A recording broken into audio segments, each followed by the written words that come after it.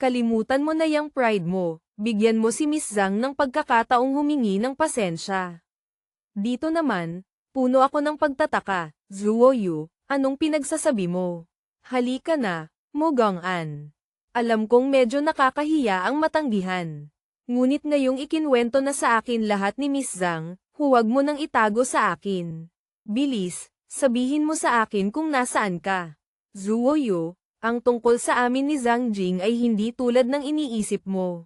Kung itinuturing mo pa rin akong kapatid, kapag kinontak ka nila, magkunwari ka na lang na hindi mo nakita, huwag mo silang pansinin.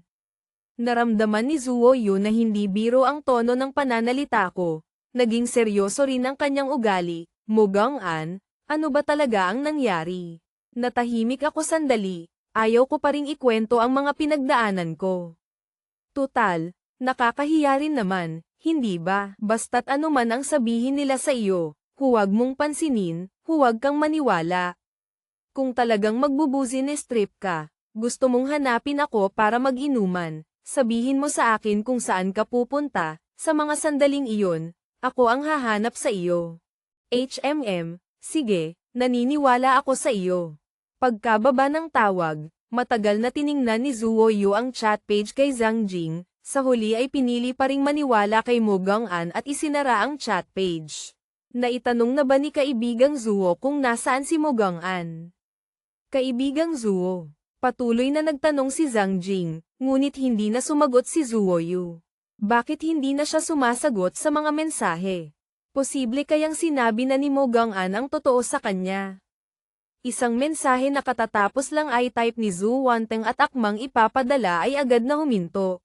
Kung alam ni Zuo Yu ang totoo, bilang matalik na kaibigan ni Mo Gong-an, mabuti na kung hindi niya sila pinagalitan, ang hindi sila pansinin ay tama lang din. Muling bumalat ang katahimikan at pagkadismaya sa silid. Nawalan ng lead mula kay Zuo Yu, hindi na naman nila alam kung paano hahanapin si Mo Gong-an. Tanging ang pagtatrabaho, pagpapanatili ng normal na operasyon ng kumpanya, habang nag-iisip ng ibang paraan para alamin kung nasaan si Mo Gong-an. Noong araw na iyon, kinausap ng ama ni Jiang Qiuyu ang kanyang anak, gusto niyang ipamana sa kanya ang mga negosyo ng pamilya tulad ng mga hotel, bar, technician, at iba pa. Inutusan siyang pumunta sa ibang lungsod para makipagkita sa mga namamahala ng grupo sa ibang lugar, bilang paghahanda sa pagtanggap ng pamamahala sa hinaharap. Balak sanang tumanggi ni Jiang Qiuyu sa kanyang ama, ngunit kamakailan ay palagi niyang naiisip si Mo Gong-an. Ang magagandang alaala ay patuloy na bumabalik, pakiramdam niya ay halos hindi na niya kaya. Ngunit ang pagkakataong ito para magliwaliw ay maganda rin. Sa ibang probinsya, pagkalipas ng isang buwan, sa wakas ay natapos na ang unang maikling pelikula ko. Ang mga post-production, editing, at cutting ay tapos na lahat. May kasiglahan sa puso, inilabas ko ang unang maikling pelikula. Ang maikling pelikula ay may kabuoang 50 episodes. Pinili ko ang paraan na libreng mapapanood ang unang 15 episodes, at magsisimulang maningil sa susunod na 35 episodes, 1 yuan and 50 fen bawat episode. Napakahalaga ng pamagat ng maikling pelikula, ginawa ko itong, ang binatang sumasampal sa mukha ng babaeng mukhang pera. Ang cover photo ay ang babaeng estudyante na may pinakamagandang itsura at katawan, medyo mataas ang click-through rate. Pagkatapos ilabas, nagsimula akong maghanda sa paggawa ng ikalawang maikling pelikula. Mabilis na lumipas ang mga sumunod na araw. Sa loob ng 4 na araw, ang unang maikling pelikula ay kumita na ng mahigit 500,000. Labis akong natuwa para gantimpalaan ang mga empleyado. Tinaasan ko ng 1,000 ang sahod ng lahat, nagbigay ng bonus na 10,000. Ang babaeng estudyante na nasa cover photo ay nakatanggap pa ng karagdagang pulang sobreng nagkakahalaga ng 10,000. Lahat ay napakasaya. Nakikita silang masaya, masaya na rin ako. Muling inanunsyo ang pagtatapos ng trabaho. Ililibre ko muna ang lahat ng maliit na selebrasyon. Pagdating ng sahod sa susunod na buwan ay magkakaroon ng malaking selebrasyon, dahil ang kita mula sa hawtay ay sa susunod na buwan pa makukuha. Mabilis na dumating ang oras ng uwian, naghanap ang grupo ng isang maliit na restoran at umupo. Sa mga sandaling ito, si Lily, ang babaeng estudyante na nasa cover photo, ay nagtanong, "Boss, tumatanggap pa ba ng tao ang kumpanya natin? May kaklase akong napakaganda. Pangarap niyang maging artista. Napaka-talented niya sa pag-arte. Gusto niyang subukan. Sige, papuntahin mo siya para sumubok." Sakto, kailangan ng hindi bababa sa 4 na babaeng artista sa susunod na pelikula. Ngunit sa pagkakataong ito lang, pansamantalang hindi na magre-recruit ang kumpanya. "Salamat, boss. Sasabihin ko sa kanya agad, papuntahin ko siya bukas sa kumpanya para mag-interview." Pagkatapos may hain ng kumpleto ang pagkain, nagsimula ng kumain at magkwentuhan ang lahat. Malapit nang matapos ang pagkain, muling nagtanong si Lily nang nakangiti, "Boss, sabi mo sa susunod na buwan kapag nakuha na ang sahod ay ililibre mo kami ng malaking handaan. Pwede mo bang i-reveal muna, para may inaabangan kami, kahit ano basta gusto ko. Depende sa kung ano ang gusto nyong kainin, pwedeng pakinggan ang opinyon ng lahat. Boss, pinapapili mo kami, hindi ka ba natatakot na baka mahal ang ipabili namin?" Ngumiti lang ako, basta't hindi kayo o-order ng Lafite ng 1982, kumain lang ng normal, walang problema. Paano kung gusto naming pumunta sa Thursday Hoong Hotel?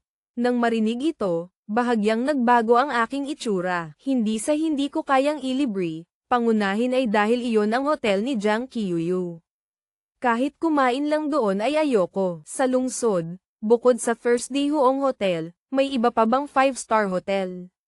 Mayroon pang Qingyuan Hotel. Kung gayon, sa susunod na buwan ay dadalhin ko kayo sa Qingyuan Hotel. Kinabukasan ng umaga pagpasok sa trabaho, dinala ni Lily ang isang babae. Talagang napakaganda, napakaganda rin ng pangangatawan.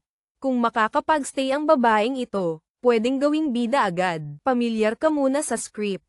Iuurong natin ng isang araw ang pangalawang bahagi. Opo, boss. Habang patuloy na kumakalat sa internet ang unang maikling pelikula ko at pinaplano na ang ikalawang maikling pelikula, dumating si Jang Kyuyu sakay ng mamahaling sasakyan sa Thursday Hoong Hotel. Pagkababa pa lang, sinalubong na siya ng manager ng hotel, "Naghanda na po ako ng selo-salo. Gusto niyo po bang tikman muna ang mga masasarap na pagkain ng lungsod na ito?" Hindi lumingon si Jang Kyuyu at sumagot, "Hindi na kailangang mag-abala." Sa mga sandaling ito, lumapit ang assistant para ipaliwanag ng mahina kay Wang Guangsong, "Boss Wang, medyo masama ang mood ni ma'am nitong mga nakaraang araw. Pumunta siya dito pangunahin para magliwaliw." Nahihiyang sinabi ni Wang Guangsong, "Kahapon ko lang binili ang Qingyuan Hotel para sa grupo. Balak ko sanang ibalita ang magandang balita na ito kay ma'am sa selo-salo. Huwag po kayong magmadali, Boss Wang. Hindi pa po aalis agad si ma'am. Hintayin niyong gumanda ang mood niya bago sabihin." Labis na hindi komportable si Wang Guangsong sa kanyang puso, ngunit ang kabilang partido ay ang senyorita ng grupo. Hindi rin siya naglakas loob na magsalita ng anumang hindi kasiya siya. Si Jang Kyuyu ay nasa pinakamarangyang silid ng Thursday Hoong Hotel, nakatayo sa tabi ng bintana at tinitingnan ang maunlad na lungsod. Sa kanyang magagandang mata ay parang may mga alaala na kumikislap. Ang paglabas na ito ay para sana magliwaliw, ngunit sa daan ay hindi mapigilan ni Jang Kyuyu na isipin si Mo Gang-an. Pagkatapos ng tanghalian, wala rin siyang ganang mamasyal sa kalye, kaya umupo na lang siya sa sofa sa balkonahe ng hotel, walang ganang binuksan ang telepono. Nag-scroll siya sa telepono nang walang pakialam, nag-scroll hanggang sa isang medyo magandang babae, huminto sa pamagat na, ang binatang sumasampal sa mukha ng babaeng mukhang pera. Anong kalokohang palabas ito? Dahil sa kuryosidad, pinindot niya ito. Habang tumatagal ang panonood ay lalong gusto niyang panoorin. Nang mapanood niya hanggang sa 16 na episode na kailangan ng magbayad, wala siyang pakialam sa kaunting pera kaya nagbayad siya agad. Isang upuan lang ay natapos niya ang 50 episodes ng maikling pelikula. Nang mapanood niya ang huling eksena na nasampal ang babaeng mukhang pera, sobrang nakakatuwa. Hindi inaasahan na ang lumang kwentong ito kapag ginawang maikling video ay medyo interesante pala. Sino kayang henyo ang nakaisip nito? Samantala, Sa isang gusali ng opisina sa parehong lungsod, Hatsing. Malakas akong napahatching. Lahat ng nakatuon sa panonood ng script ay nagulat. Nakangiting sinabi ng cameraman na si Leo, "Boss, maraming nagkakasipon ngayon. Dapat mong ingatan ang iyong kalusugan. Dapat din kayong mag-ingat sa inyong kalusugan. Ngayon sa internet ay may mga nagsisimula ng gamaya sa atin. Kailangang malusog ang lahat para masigurong maayos ang pag-shoot ng pangalawang bahagi, at may palabas agad. GIU, go for it, everyone." Malapit nang matapos ang trabaho sa hapon, tinawag ko ang bagong dating na babae sa tabi. Ang pangalan ng babaeng ito ay Liu Qingqing, 1.72 na metro ang taas, mahahaba at tuwid ang mga binti, standard oval face, ang mukha ng walang makeup ay pwedeng bigyan ng 70 puntos. Sa pangalawang bahagi, plano kong si Liu Qingqing ang maging bida. Bukas magsisimula na ang shooting ng pangalawang bahagi. Ilang araw na nilang tinitingnan ang script. Ikaw ay isang araw mo lang tiningnan, kaya mo ba? Kumpiyansang tumango si Liu Qingqing, na-memorize ko na ang mga linya ko, nabasa ko na rin ang script ng 2 hanggang 3 beses. Kaya ko, iba ang pakiramdam na ibinibigay sa akin ng babaeng ito. Ang kumpiyansa niya ay wala sa 3 iba pang babae. Kung gayon, tingnan natin bukas kung paano ka magpapakitang gilas. Kinabukasan pagpasok sa trabaho, opisyal nang nagsimula ang shooting ng ikalawang maikling pelikula. Ang ikinagulat ko ay napakaganda talaga ng acting ni Liu Qingqing, lalo na ang kanyang mga ekspresyon ay tamang-tama. Pakiramdam ko ay sayang ang babaeng ito sa paggawa ng maikling pelikula, pwede siyang mag-aral pa para maging artista. Habang abala ako sa pag-shoot ng ikalawang maikling pelikula, nakarating na si Jiang Qiuyu sa bayan ni Mogang-an. Noong una, pinili niyang pumunta sa probinsyang ito dahil malapit ito sa bayan ni Mogang-an. Habang palapit ng palapit sa bayan ni Mogang-an, lalong nagiging emosyonal ang kanyang puso. Nag-aalala siyang baka wala sa bahay si Mogang-an at masayang lang ang pagpunta niya. Ngunit nag-aalala rin siyang baka nasa bahay si Mogang-an, hindi niya alam kung ano ang sasabihin pagkatapos magkita. Napakakomplikado ng kanyang pakiramdam. Humingi lang ba ng pasensya dahil sa matagal na pagka-misinterpret o humingi ng pasensya dahil sa mga salitang nakasakit kay Mogang-an? Hindi talaga. Gusto pa ni Jiang Qiuyu na bumalik si Mogang-an sa tabi niya tulad ng dati. Laging lumilitaw kapag masama ang kanyang loob, lumilitaw kapag kailangan niya, nakikipaglaro sa kanya kapag gusto niyang maglaro. Pagdating sa lugar, nakitang puno na ng damo ang bakuran ng bahay ni Mogang-an, malinaw na hindi siya umuwi. Kaya naman, umalis siya sa bayan ni Mogang-an at pumunta sa kalapit na bayan. Dala ang pag-asang makakasalubong si Mogang-an, naglakad-lakad siya kung saan-saan, nanatili hanggang 7 araw ngunit hindi pa rin siya nakita. Dismayadong bumalik si Jiang Qiuyu sa probinsya. Para maiwasang tanungin siya ng kanyang ama tungkol sa sitwasyon ng pag-unlad ng grupo dito pagbalik niya at wala siyang masabi, nagpa siya si Jiang Qiuyu na pakinggan muna ang ulat ni Wang Guangsong bago umuwi. Sa ikalawang araw pagkatapos bumalik sa probinsya, inutusan ni Jiang Qiuyu ang kanyang assistant na ipaalam kay Wang Guangsong na pumunta para mag-ulat. Dinala ni Wang Guangsong ang 3 hanggang 4 na manager para mag-ulat ng trabaho kay Jiang Qiuyu sa silid pulungan. Marami pong, "Ma'am, ngayon ay bahagi na rin ng grupo ang Qingyuan Hotel.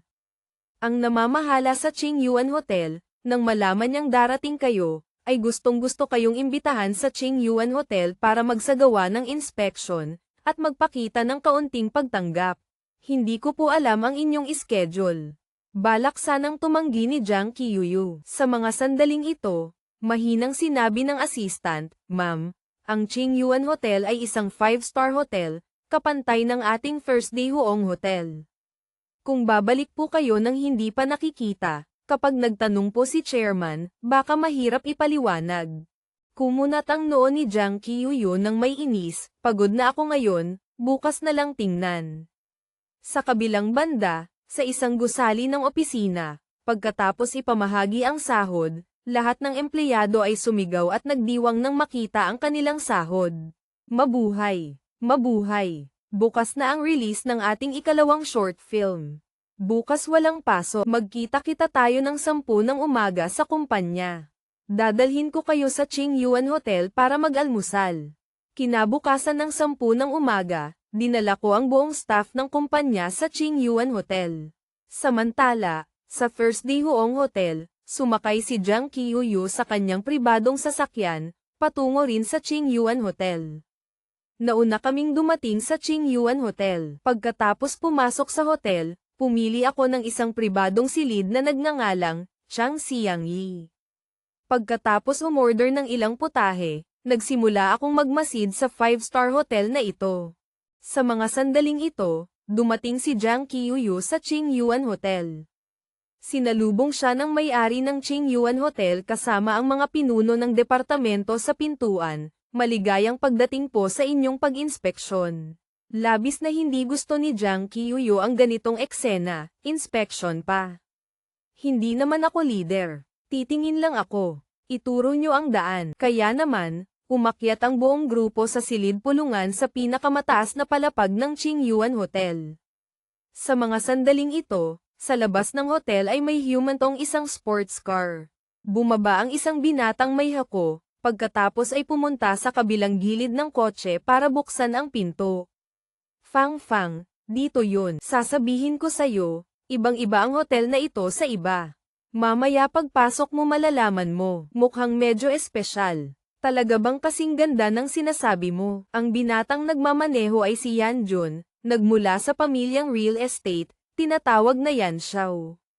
Fang, hindi ba't sinabi mong gusto mo ng mga lumang painting at calligraphy? Sa tingin ko, siguradong bagay sa'yo ang lugar na ito. Mamaya pagpasok mo malalaman mo. Dinala ni Yan Jun si Oh Fang papasok sa hotel. Dumating na si Yan Xiao. Maligayang pagdating po, nakita ng manager ng reception ang suking si Yan Jun, agad nang umiti para salubungin. Manager Lee, sa dati naming pwesto, ang silid na Chang Xiangyi. Ang mga specialty dishes, tulad pa rin ng dati. Nagpakita ng pagkailang ang manager ng reception, paumanhin po, Yan Xiao, may tao na po sa silid na Chang Xiangyi. Si Oh Fang ay anak ng boss ng Dongbei Steel Group. Mas mataas ang kanyang katayuan kaysa kay Yan Jun. Gustong-gusto niyang maging manugang ng boss ng Dongbei Steel Group kaya nagtanong-tanong siya kung saan-saan, na lamang mahilig si Oh Fang sa pagpipinta, pagkolekta ng mga lumang painting at calligraphy. Naisip niyang siguradong magugustuhan ni Oh Fang ang estilo ng Qingyuan Hotel. Para maipakita ang kanyang kultura at kaalaman sa harap ni Oh Fang, masusi niyang pinag-aralan ang mga lumang tula sa pader ng silid na Chang Xiangyi. Ang pinagmulan ng bawat linya ng tula, ang may akda, ang diwa, ang kahulugan, lahat ay ginugol niya ng oras para isaulo. Kung hindi makakapasok sa silid na Chang Xiangyi, lilipat sa ibang silid, ang mga lumang tula sa pader na hiwa-hiwalay ang mga salita ay nakikilala niya, ngunit kapag pinagsama ay hindi na niya alam kung ano iyon. May tao na sa silid na Chang Xiangyi. Manager Lee, hindi mo ba alam na paborito ko ang silid na Chang Xiangyi? Paumanhin po, Yan Xiao, alam ko po syempre na paborito ni Yan Xiao ang silid na Chang Xiangyi. Ngunit sa pagkakataong ito ay hindi po nagpa-reserve si Yan Xiao. May dumating pong bisita, gusto ang silid na Chang Xiangyi, hindi po namin pwedeng tanggihan. Lumingon si Yan Jun, ngumiti kay Oh Fang na nanunood ng mga tula at lumang painting sa lobby. Fang, sandali lang ha, malapit na. Pagkasabi nito, bumaling siya kay Manager Lee, nagtanong ng walang pasensya. Sino ang nasa silid na Chang Xiangyi? Anong klaseng tao? Naalala ni Manager Lee at sinabi, mukhang mga empleyado ng maliit na kumpanya na nagse-celebrate. Sa mga sandaling ito, kinuha ni Yan Jun ang kanyang wallet, naglabas ng isang tumpok ng pera, humigit kumulang higit sa 10,000. Manager Lee, kunin mo ang perang ito at paalisin mo sila. Akin ang silid na Chang Xiangyi ngayon. Kinuha ni Manager Lee ang pera, mukhang nahihirapan. Yan Xiao, hindi po ito naaayon sa mga patakaran ng hotel. Dati pwede, bakit ngayon biglang hindi na pwede? Kulang ba ang pera? Pagkasabi nito, naghagis na naman siya ng isang tumpok ng pera. Sapat na ba? Sapat na ba? Kinuha ni Manager Lee ang pera. Itinulak pabalik kay Yanjun. Paumanhin po, Yan Xiao, iba na po ngayon, hindi na po talaga pwede. Pwede po bang tingnan ang ibang silid? May ilang salita si Manager Lee na hindi masabi. Dati pwede dahil ang Qingyuan Hotel ay Qingyuan Hotel lang.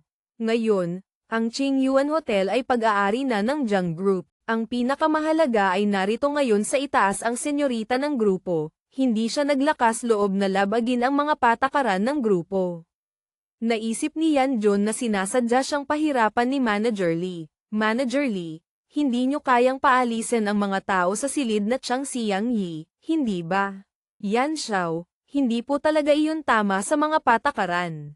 Kung gayon, gagamitin ko ang sarili kong paraan. Ako mismo ang pupunta para pakiusapan silang umalis. Wala na itong kinalaman sa hotel ninyo. Hindi ba? Pagkasabi nito, kinuha ni Yanjun ang perang inihagis niya sa reception desk, naglakad papunta sa silid na Chang Xiang Yi. Nag-aalala si Manager Lee na baka gumawa ng gulo si Yanjun, dali-dali siyang sumunod. Yan Xiao, hindi po talaga pwede ngayon. Pakiusap, pagbigyan niyo po ako. Lumingon si Yanjun, pinandilitan si Manager Lee, pagbibigyan kita. Pinagbibigyan mo ba ako? Huwag kang mag-alala. Ako ay isang taong may pinag-aralan at kultura, hindi ako makikipag-away sa kahit sino. Makikipag-usap ako sa kanila ng maayos. Hindi pinansin ni Yanjun ang pagpigil ni Manager Lee, itinulak niya ang pinto ng silid na Chang Xiang Yi. Tiningnan niya ang lahat, maliban sa pagkinang ng kanyang mga mata nang makita si Liu Qingqing, tiningnan niya ang iba pa ng may panghahamak. Puro mga taong nakasuot ng damit na hindi lalagpas sa 4 na numero ang presyo tapos mga agaw ng Chang Xiang Yi ko. Sino ang namamahala dito? Hawak ni Yanjun ang isang tumpok ng pera, tinatapik-tapik ito sa frame ng pinto, mapanghamak na tinitingnan ang lahat ng tao sa silid. Ang ilang estudyante sa silid ay nakakita kay Yanjun na puro branded ang suot, hawak ang tumpok ng pera, medyo natulala. Sa mga sandaling ito, tumayo ako, kumunat ang noo habang tinitingnan si Yanjun.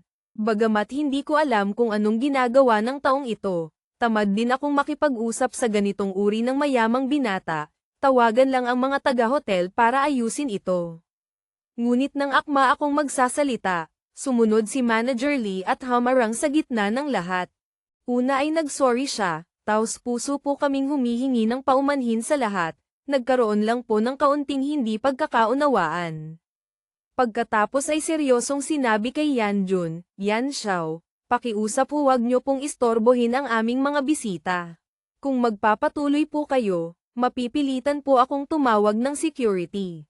Nang marinig ni Yanjun ang sinabi ni Manager Lee, tuluyan na siyang nagalit. Manager Lee, sigurado ka bang gusto mong kalabanin ako dahil lang sa isang silid na puno ng mga taong walang alam sa buhay?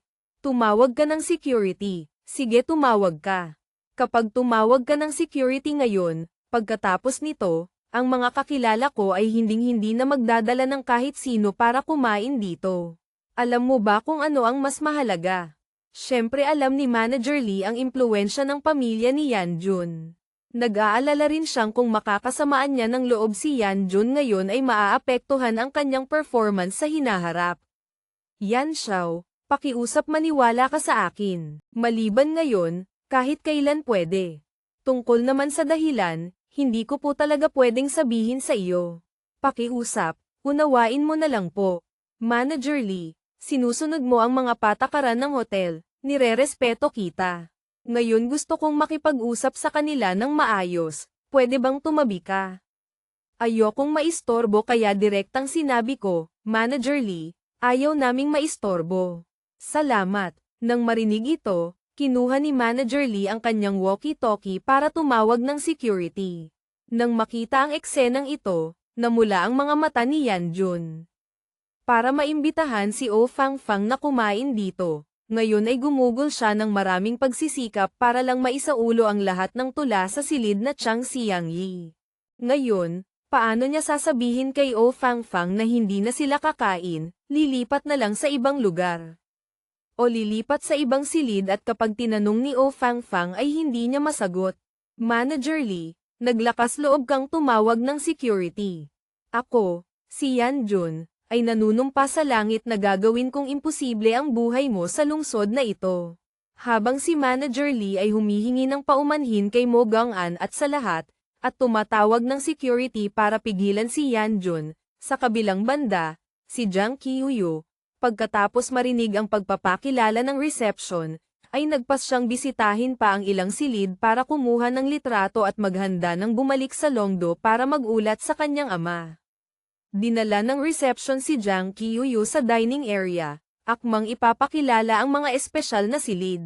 Ngunit pagkalabas pa lang ng elevator ay nakita niyang sumisigaw si Yan Jun kay Manager Lee.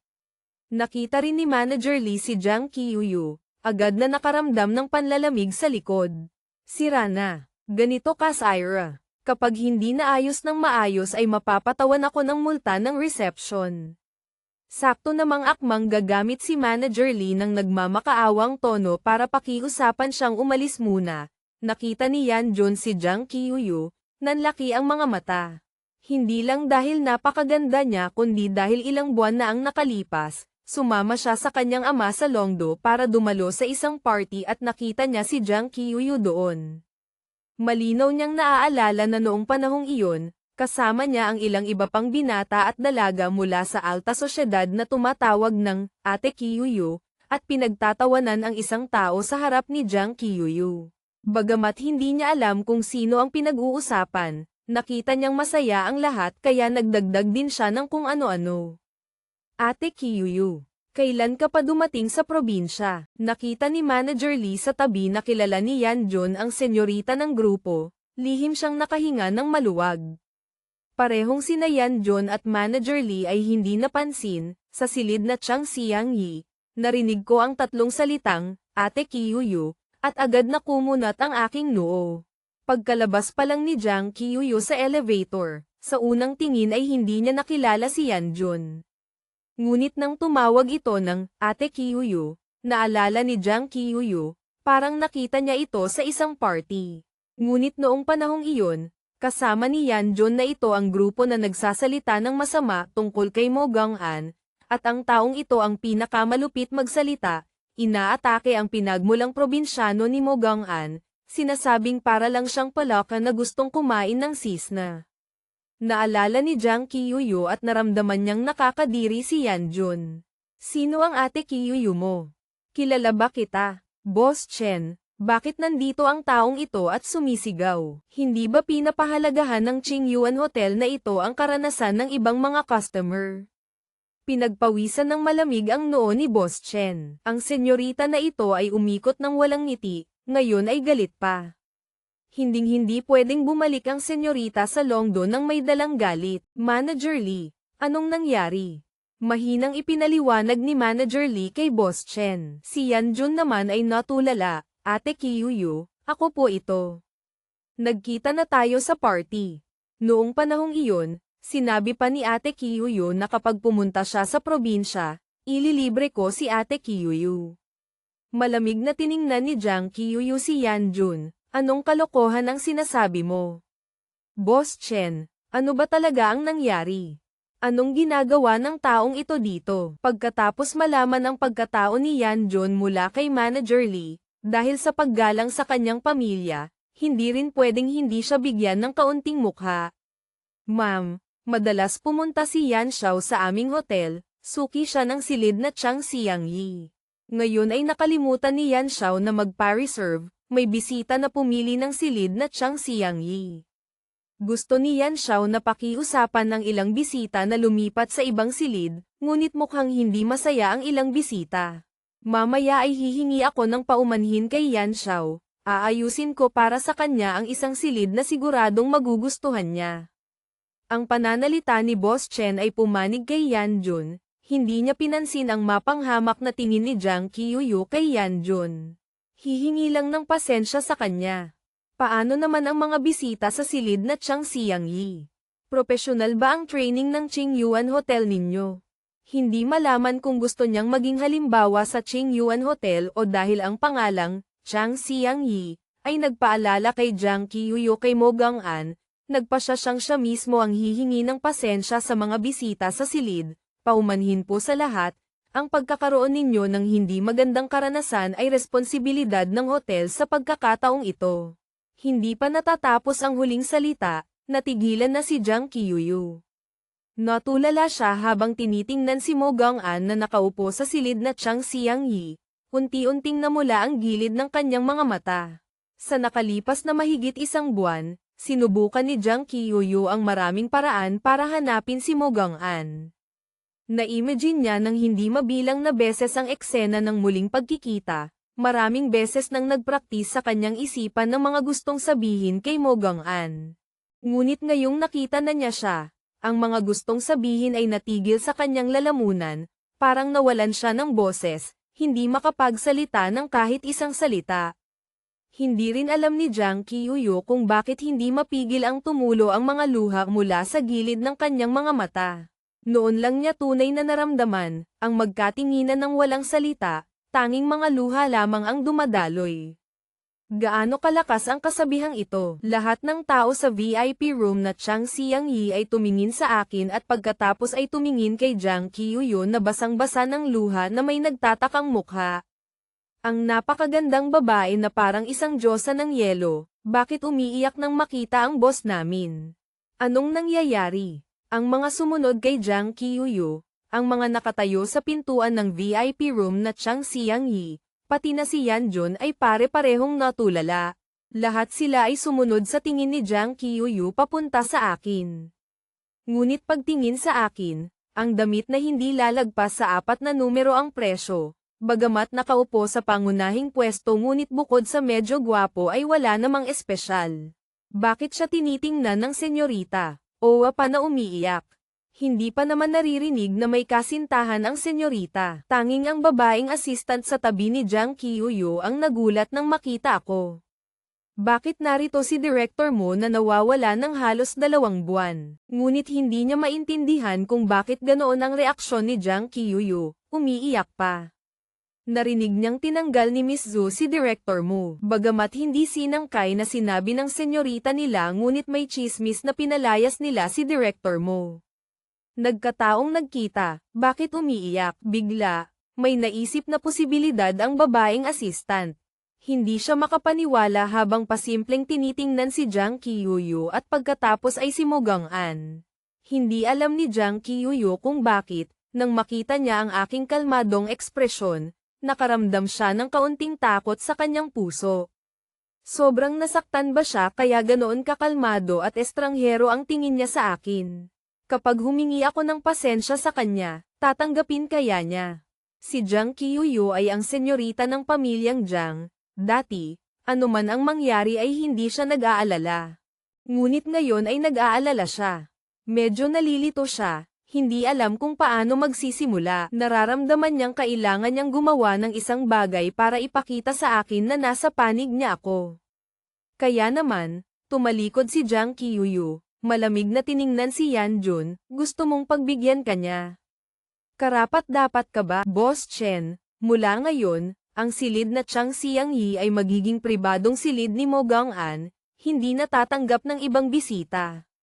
Mukhang nalilito si Boss Chen. Nakita niyang namumula ang mukha ni Yanjun. Naisip niyang hindi pa alam ni Jang Kyuyo ang pagkatao ni Yanjun, akmang sasabihin niya ito ng mahina sa kanya. Ngunit bago pa man makapagsalita, nagpatuloy si Jang Kyuyo, at saka, ang taong ito, wala akong pakialam kung anong ginagawa ng pamilya niya, anong impluwensya niya. Lahat ng negosyo ng Jang Group mula ngayon ay bawal siyang pumasok. Alam ni Jang Kyuyo na ang hindi pagbibigay ng mukha kay Yanjun ng ganito ay maaaring magdulot ng gulo sa hotel sa probinsya, ngunit hindi niya napigil ang ipagtanggol si Mo Gang-an. O marahil ay may kasama ring elemento ng pagnanais na makuha ang loob ni Mo Gang-an. Lahat ng naruroon, pati na ang assistant, ay natigilan. Bakit biglang nagalit ng husto ang senyorita? Dahil lang ba kay director mo? Naaalala ko dati noong nasa kumpanya pa si director mo. Hindi ko alam kung bakit galit na galit sa kanya ang senyorita. Madalas magsabi ng masasakit na salita. Ngayon, Ano to? Bakit parang pinoprotektahan niya ang lalaki niya? Senyorita, si Yan Xiao. Itinaas ni Jiang Qiuyu ang kamay para putulin ang sasabihin ni Boss Chen. Wala bang bisa ang sinasabi ko? Sige po, pagbalik ko ay ipapadala ko sa tatay ko ang isang abiso para sa iyo. Hindi, hindi, senyorita. Hindi po iyon ang ibig kong sabihin. Namumula ang mukha ni Yan Jun. Kung ang taong nasa harap niya ay hindi si Jiang Qiuyu, hindi siya mag-aatubiling sampalan ang kabilang partido, murahin ng isang beses, sino ka ba? Ngunit ang taong nasa harap niya ay ang senyorita ng pamilyang Jiang. Ang pamilyang yan nila ay pinakamarami ng isang lokal na puwersa sa probinsya, habang ang pamilyang Jiang ay isa sa 7 malalaking pamilya ng Longdo, may mga negosyo sa buong bansa. Higit pa rito, si Jiang Qiuyu ay ang senyorita ng chairman ng Jiang Group, hindi masusukat ang hinaharap. Si Yan Jun ay hindi lang makapagsalita ng isa o dalawang matigas na salita, kahit umutot ay hindi siya naglakas loob. Kailangan pa niyang ngumiti para makipag-ayos siya. Miss Jiang, kasalanan ko po, hindi ko po alam na may kaibigan kayo sa loob ng silid. Ang perang ito ay ituring nyo na pong paumanhin ko sa kaibigan nyo. Pagkasabi nito ay yumuko pa siya ng seryoso kay Mo Gang-an at sa mga tao sa silid, medyo malakas po ang boses ko kanina, naistorbo ko po ang pagkain ninyo. Pasensya na po. Sa silid, maliban kay Mo Gang-an, lahat ay nanlaki ang mga mata, hindi makapaniwala ang itsura. Pagkatapos ay tumingin ulit sila sa akin. Nakitang hindi na ako kasing kalmado tulad kanina, malalim na rin ang kunot ng aking noo, hindi masaya ang itsura. Lahat ng tao sa silid ay tumingin sa akin ng may kakaibang tingin, hindi maintindihan kung bakit tinulungan ako ni Jiang Qiuyu pero hindi ako masaya.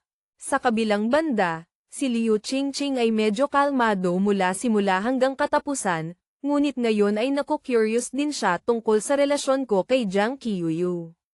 Sa labas ng VIP room, pagkatapos humingi ng paumanhin at umalis ni Yan Jun, lumingon si Jiang Qiuyu para tingnan ako sa silid, namumuo ang mga luha sa gilid ng kanyang mga mata.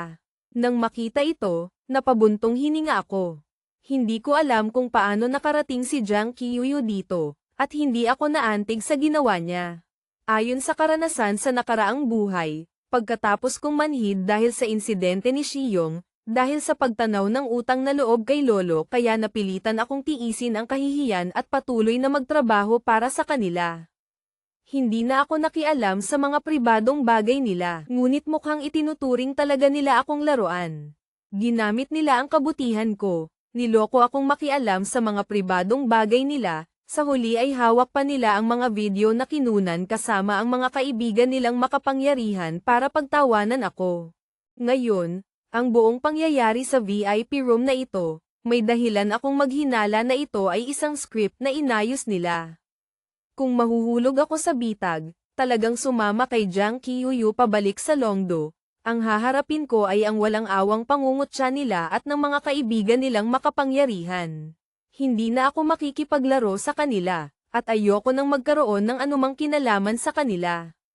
Kain muna kayo. Aayusin ko lang ang isang bagay. Pagkasabi nito, tumayo ako mula sa aking pwesto at pumasok sa kabilang silid na walang tao kasama si Jiang Qiuyu. Sa mga sandaling ito, kumunat ang aking noo habang tinitingnan siya. Ano ba talaga ang gusto niyong gawin? Sa aking mga mata, hindi na naramdaman ni Jiang Qiuyu ang pasasalamat at pagmamalasakit tulad ng dati. Tanging ang katahimikan na parang patay na tubig na lang ang natira. Nakaramdam siya ng labis na sama ng loob sa kanyang puso. Mo Gang-an, alam ko na ang lahat. Na-misinterpret kita. Bumalik ka na. HMPH. Tama nga ang hula ko. Script ba ito para bumalik ako? Itinaas ko ang kamay para putulin siya, kung hindi ako nagkakamali.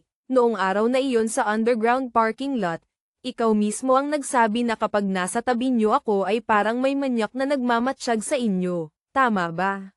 Sinabi niyong nakakasuka akong tingnan. Ngayon, nawala na ako sa buhay ninyo tulad ng gusto ninyo. Bakit niyo pa ako hinahanap? Miss Jiang, hinding-hindi na pwede. Umiling si Jiang Qiuyu, Patuloy na tumutulo ang mga kumikinang na luha. Nakaramdam siya ng pagkakasala, hindi makapagsalita sa sobrang sama ng loob, hindi alam kung saan magsisimula. Bigla siyang lumapit, hinawakan ang aking kamay, umiling na may kaawa-awang itsura. Mogang-an, pakiusap bigyan mo ako ng pagkakataon. Nang makita ito, diretsyong tumawa ako, bigyan ka ng pagkakataon. HMPH, baka ang pagkakataong ito sa huli ay maging katatawanan lang ako. Jiang Qiuyu, kung gusto niyong maglaro, maghanap kayo ng ibang kalaro. Hindi na ako sasama. Pagkasabi nito, tinabig ko ang kamay ni Jiang Qiuyu at umalis sa silid. Isang masaganang handaan dahil sa maliit na bagay na ito ay nawalan din ng masiglang kapaligiran. Nang nagmamadaling umalis sa hotel, sumunod pa rin si Jiang Qiuyu hanggang sa pintuan. Tinitingnan ako ng may luha sa mga mata. Hindi ako lumingon pabalik at sumakay sa kotse. Ang kapaligiran sa loob ng kotse ay napakailang at mabigat. Lahat ay hindi naglakas loob na magsalita. Naramdaman ni Master Leo na posibleng nag-away kami ni Jiang Qiuyu.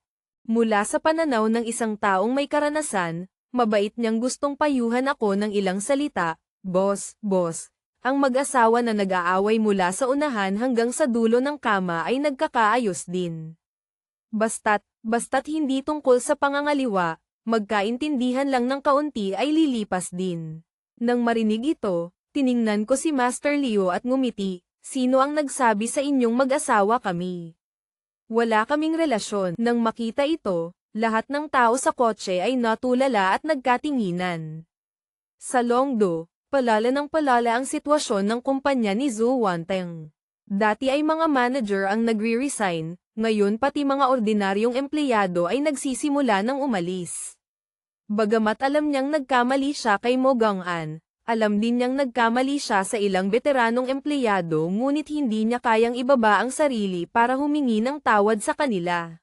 Pagkatapos ng trabaho, ang unang ginawa ni Zhu Wanteng pag-uwi ay tanungin ang mga kapatid kung may balita na ba kay Mo Gang-an.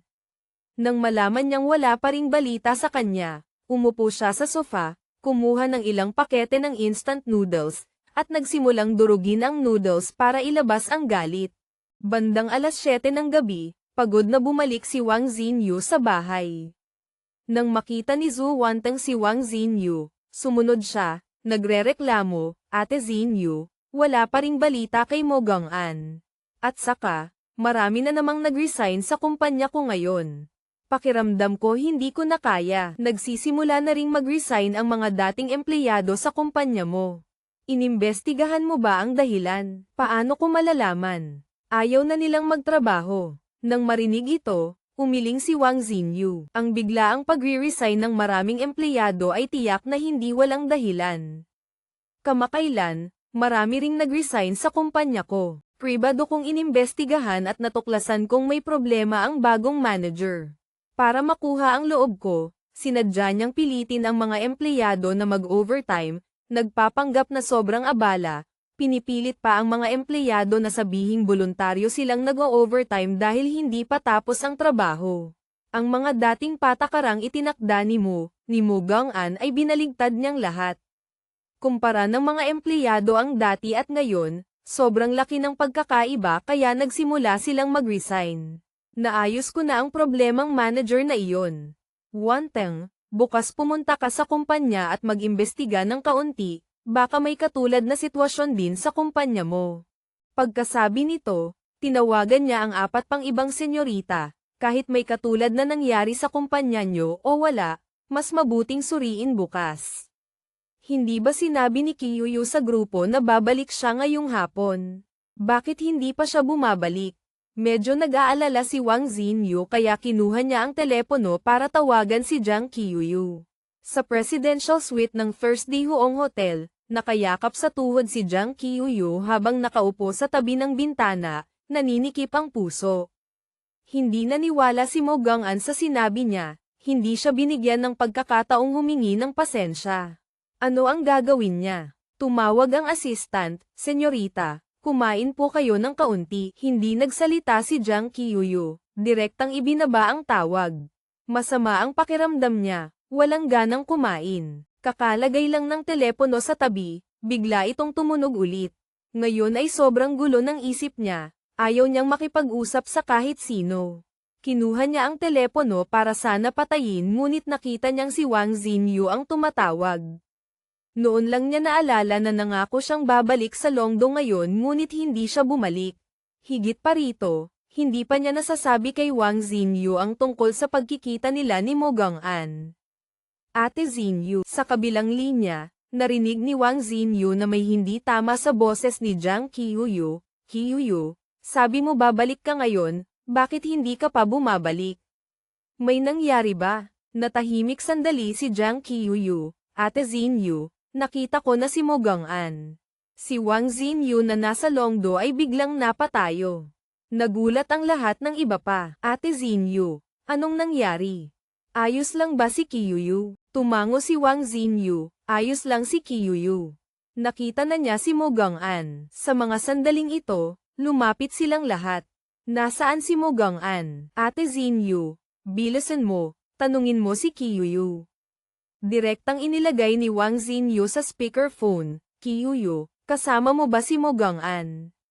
Nakahingi ka na ba ng pasensya sa kanya? Nalinaw mo na ba? Kailan kayo babalik? Namumula ang mga mata ni Zhang Qiuyu.